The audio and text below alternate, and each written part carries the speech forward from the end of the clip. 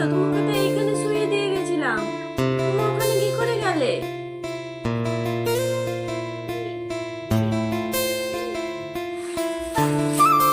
Hello everyone, আমি মীরা। আমার নতুন একটি মিনি ব্লগে তোমাদের অনেক অনেক স্বাগত। সকাল সকাল যদি এরকম মিষ্টি হাসি দেখতে পাই তাহলে আর কি চাই লাইফে। তো আজ বৃহস্পতিবার, বর তো বেরিয়ে গেছে অফিসে, তো আমি মেয়ের সাথে সকালবেলা কিছুক্ষণ সময় কাটিয়ে নিলাম।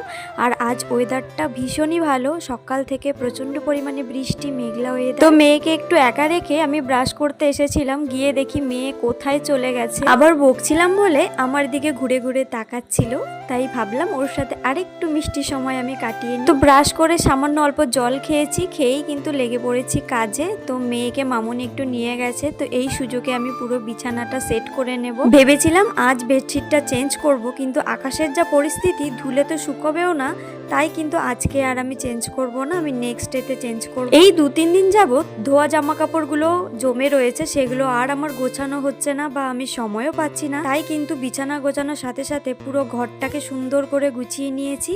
আর ওই জামা কাপড়গুলোও কিন্তু গুছিয়ে আমি ক্লিয়ার করে নিয়েছি। এই পুরো কাজটা করতে আমার প্রায় 1 থেকে 1.5 ঘন্টা লেগে গেছে, তাই আর তোমাদের সাথে শেয়ার করলাম না। তো ঘরটা গুছিয়ে আমার প্রচন্ড খিদে পেয়ে গেছিল, তো সকালবেলা ব্রেকফাস্ট করে নিয়েছি। আর এখন ঘড়িতে বাজে প্রায় 11:15টার কাছাকাছি। তো সিঙ্কে কিছু বাসন ছিল, সেইগুলো আমি আগে ক্লিয়ার করব। বাড়িতে যেহেতু বাচ্চা রয়েছে, প্রত্যেকদিন তো জামা কাপড় বেরই হয়, কিন্তু ভেবেছিলাম আজকে কিছুই ধোবো না, কেননা সকাল থেকে প্রচন্ড পরিমাণে বৃষ্টি হচ্ছিল। তো এখন যেহেতু দেখছি যে রোদ উঠেছে, তাই কিন্তু খুব তাড়াহুড়ো করে আমি জামা কাপড়গুলো কাচাকুচি করলাম, কেননা মেয়েকে আজকে স্নান করাবো না। ওয়েদারটা একটু ঠান্ডা ঠান্ডা রয়েছে, ওকে মুছিয়ে দেবো, সময়টাও কিন্তু পেরিয়ে যাচ্ছে, তাই কিন্তু ওগুলো আমি মিলতে পারিনি।